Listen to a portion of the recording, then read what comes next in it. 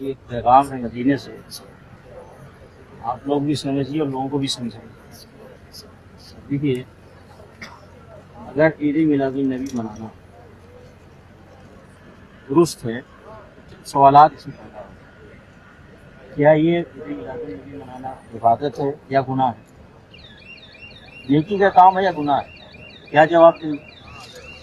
अगर गुनाह है तो नहीं करना चाहिए, और अगर नेकी का काम है तो अब ये सवाल पैदा होता है क्या नबी सल्लल्लाहु अलैहि वसल्लम को इसका इल्म हुआ या नहीं हुआ। अगर कोई कहता नहीं नबी सल्लल्लाहु अलैहि वसल्लम नहीं हुआ, बहुत बड़ी बेअदबी है। और अगर कोई कहता नहीं नबी सल्लल्लाहु अलैहि वसल्लम को इल्म हुआ, अब एक सवाल पैदा होता है क्या नबी सल्लल्लाहु अलैहि वसल्लम ने इस चीज़ को अपनी उम्मत तक पहुँचाया, साहबे कराम को बताया ईद मिलादुन नबी। সে ব্যক্তি ঈদে মিলাদুন্নবীর প্রশ্ন করে, কোনো সময় রসুলের রওজা জিয়ারতের প্রশ্ন করে, অনেক বিভিন্ন। তো আজকে এই ভিডিওটিতে দেখেন এই ব্যক্তি কি বলছে। বলছে যে আল্লাহ রসুল সাল্লাল্লাহু আলাইহি ওয়াসাল্লামের ঈদে মিলাদুন্নবী পালন করা এটা শরিয়াতে জায়েজ না নাজায়েজ। তার প্রশ্নটা এমন করে প্রশ্ন করবে, শয়তানের কাজ কি বলেন তো? শয়তান এমন আপনাকে চক্করের মধ্যে ফেলবে যে আপনি বুঝতে পারবেন না যে কোন দিকে যাব। তো এর শয়তান এরকম প্রশ্ন করছে যে আল্লাহ রসুল সাল্লাল্লাহু আলাইহি ওয়াসাল্লামের জন্মদিন ঈদে মিলাদুন্নবী পালন করা শরিয়াতে জায়েজ না নাজায়েজ। যদি জায়েজ হয় তাহলে পারে আল্লাহ রসুল করেছে কিনা সেটা দেখতে হবে, আর যদি নাজায়েজ হয় তাহলে তো করব না। আর জায়েজ যদি হয় তাহলে আল্লাহ রসুল বা সাহাবা ইকরামগণ করেছে কিনা সেটা দেখতে হবে। এ জাহেল পড়াশোনা জানে কিনা সেটাও জানি না, আল্লাহ তাআলাই ভালো জানেন। দেখবেন আল্লাহ রসুল সাল্লাল্লাহু তাআলা আলাইহি ওয়াসাল্লামের এক মাশহুর হাদিস, যে হাদিসটি মিশকাত শরীফে নকল হয়েছে। আল্লাহ রসুল সাল্লাল্লাহু তাআলা আলাইহি ওয়াসাল্লাম তিনি প্রত্যেক সোমবারের দিন রোজা রাখতেন। সাহাবীরা জিজ্ঞেস করলেন, ইয়া রাসূলুল্লাহ, আপনি সোমবারের দিন রোজা রাখেন কেন? আল্লাহ নবী সাল্লাল্লাহু আলাইহি ওয়াসাল্লাম তিনি বলেছিলেন যে হে সাহাবী, আজকের দিনে আমার জন্ম হয়েছিল, এই জন্য আমি প্রত্যেক সোমবার রোজা রেখে থাকি। তো আল্লাহ নবী সাল্লাল্লাহু আলাইহি ওয়াসাল্লাম তিনি রোজা রাখেছেন কিসের জন্য? তিনার জন্মদিন পালন করার জন্য।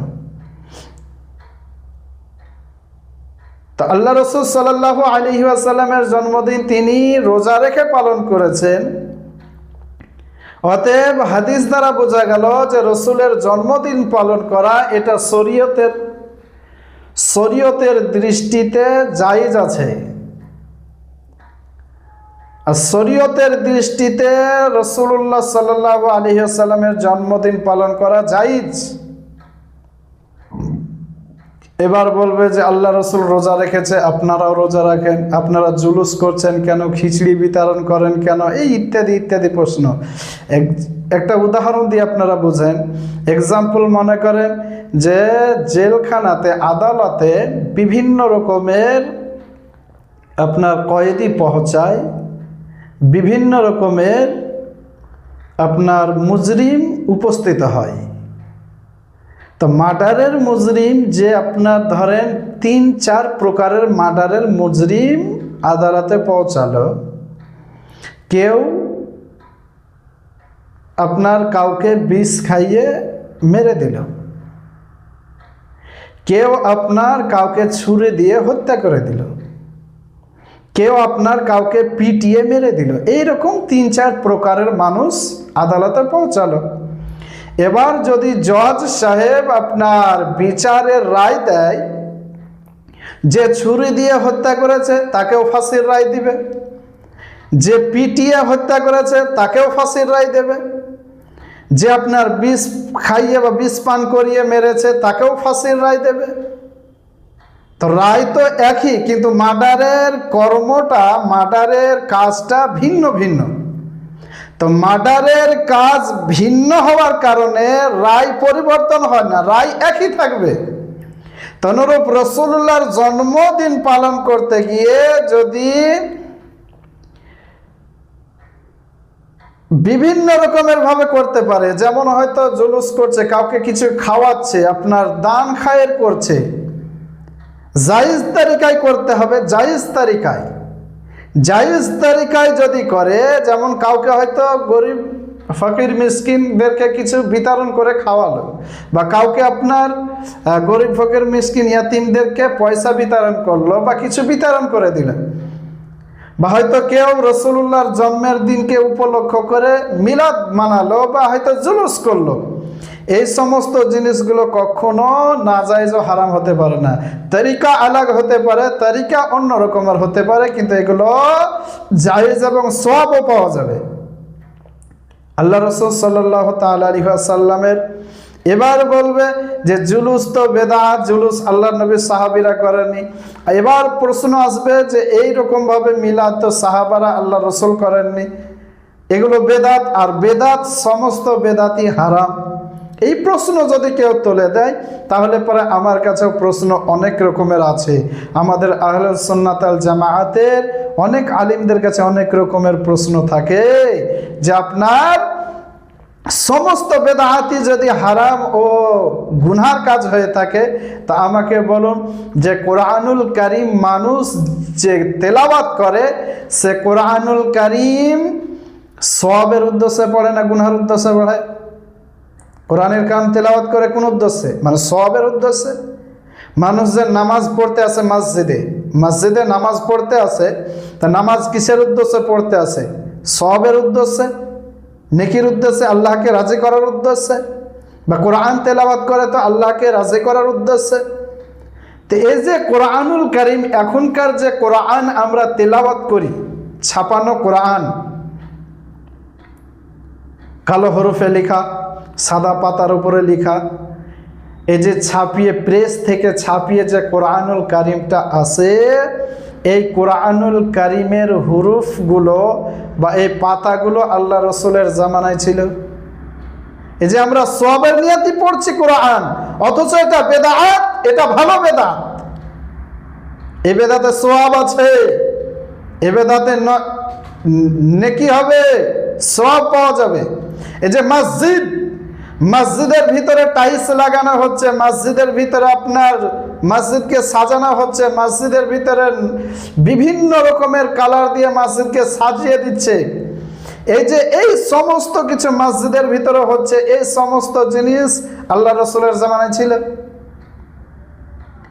ইবাদতের উদ্দেশ্যে আমরা মসজিদ আসি, আর ওই যে জায়গায় আপনার নামাজ পড়ি সেই জায়গায় তো টাইলস মার্বেল করা আছে।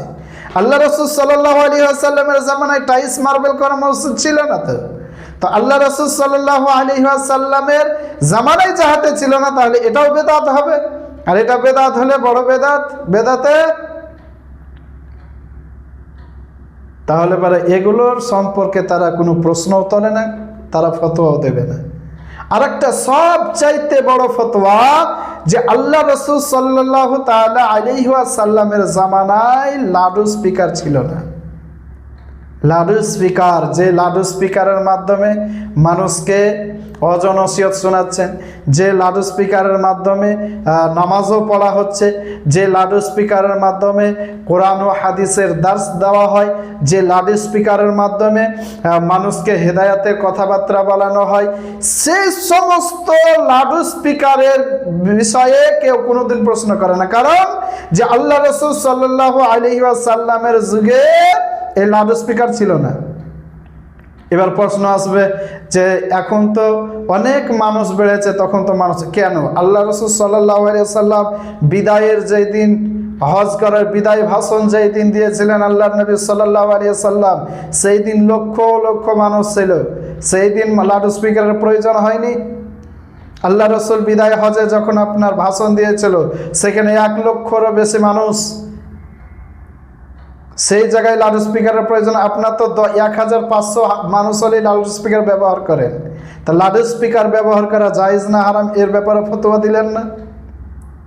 এই যে এখন মানুষ বেশিরভাগ সোশ্যাল মিডিয়াতে আপনার এই যে ভিডিও করে সোশ্যাল মিডিয়াতে নেটওয়ার্কের মাধ্যমে আপনার দিন প্রচার করছে, কেউ আপনার বিভিন্ন রকমের দিন প্রচার বা বিভিন্ন রকমের আলোচনা রেখে থাকে। এই সমস্ত জিনিসের সম্পর্কে কেউ কোনোদিন প্রশ্ন করলেন না, কেউ ফতোয়া দিলেন না। এগুলো কিছুই নয়, এগুলো হলো তাদের একটাই বিষয়, সেটা হলো তারা ইহুদিদের দালাল খেয়ে বসে আছে এবং শয়তানের গোলামি করতেছে। শয়তানের গোলামি করতেছে, আর শয়তানের গোলামি তোমাদেরকে মোবারক হোক। আর আমরা হলাম আশিকে রাসূল, আমাদেরকে রাসূলুল্লাহর গোলামি মোবারক হোক। আমরা রাসূলের গোলামি করি এবং রাসূলের গোলামি করে রাসূলের পক্ষে কথা বলি, আর তোমরা শয়তানের গোলামি করো বলে শয়তানের পক্ষে তোমরা কথা বলে থাকো। তো তোমাদেরকে তোমাদের শয়তানের গোলামি মোবারক হোক, আমরা রাসূলের গোলামি করি, রাসূলের গোলামি আমাদেরকে মোবারক হোক। আল্লাহ পাক আমাদের যেন বুঝার তৌফিক দেন।